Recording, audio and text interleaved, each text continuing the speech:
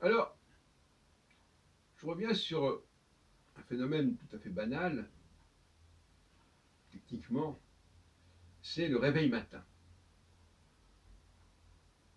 Les gens qui, pour se réveiller, programment qu'il y aura une sonnerie qui va retentir à telle heure. Et,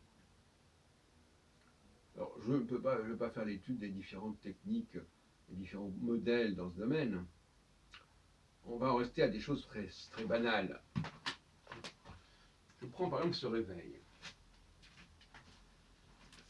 Alors, il est programmé pour sonner à telle heure.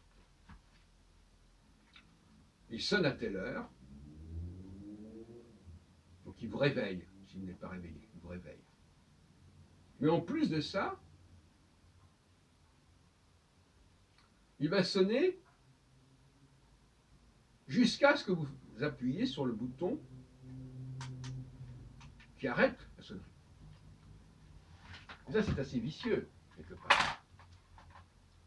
Parce que ça signifie deux actes. Un, ça vous réveille, mais en plus, vous devez, dans l'urgence, arrêter le réveil, arrêter la sonnerie. Sinon, il peut sonner jusqu'à ce que la pile ou je ne sais pas quoi soit épuisée. Et j'appelle ça de la violence technique, mécanique. Alors je sais qu'il y a des procédés plus souples, comme par exemple, première sonnerie, et puis après, on dit ça va ressonner un peu plus tard, etc. Ce qui est souvent le cas quand on sur les appareils de téléphone portable, etc. Alors, peu importe. Ce qui nous intéresse, c'est cette espèce de violence du réveil, euh, de violence que je dirais presque de viol, quelque part.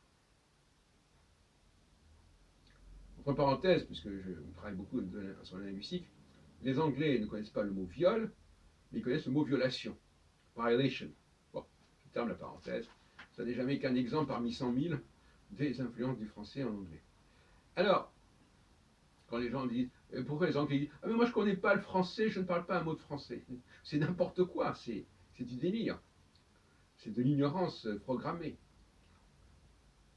Et je ferme la parenthèse. Mais nous parlons du viol de la machine. La machine nous viole par toutes sortes de moyens. Elle se fait écouter, elle se fait entendre alors qu'on n'a rien demandé. Ou en tout cas, elle abuse de cette demande, comme ce réveil qui non seulement sonne, mais en plus, il reste, il insiste, il faut réintervenir pour que ça s'arrête complètement. Ça, c'est déjà une forme de viol, quand on insiste comme ça.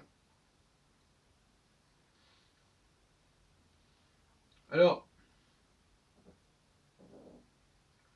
il y a certainement d'autres exemples de ce type qui existent, mais celui du réveil matin, comme on dit, alarm clock en anglais, me parle. D'ailleurs, le mot alarme est quand même assez inquiétant.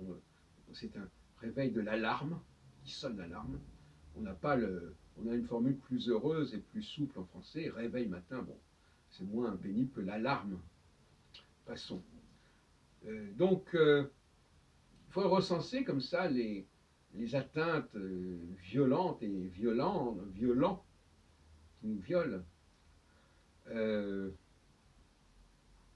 je n'en ai pas qui me viennent à l'esprit dans les médias. Je voulais simplement aborder cette question parce que ça nous touche tous quelque part.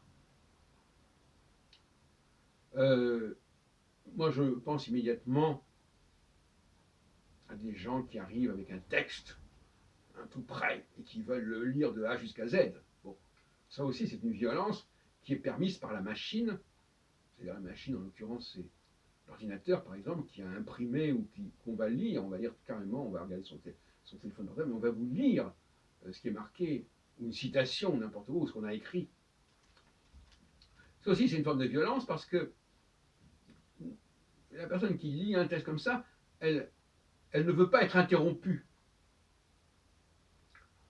Je n'ai pas terminé. On va entendre. Il faut m'entendre jusqu'au bout. Ou encore, une formule qui est qu'utilise beaucoup notre ami Valentin dans nos cafés philo McDo, ce n'est pas de moi de toute façon. Alors si c'est pas de moi, il faut l'écouter. Ben oui, puisque c'est pas de moi. Donc on fait intervenir quelqu'un d'autre, et ce quelqu'un d'autre, ben, il ne faut surtout pas l'interrompre. Et quand même, alors, dans un problème psychologique assez grave, ce quelqu'un d'autre, il aurait plus de valeur parce qu'il est absent justement que les personnes qui sont présentes. Et notamment par celui qui fait entendre ce propos, mais pas seulement. Comme si ce qui était écrit avait plus de valeur que ce qui était là, ici et maintenant, avec les gens. Voilà où on en est. Bon. Voilà où on en est dans notre triste société.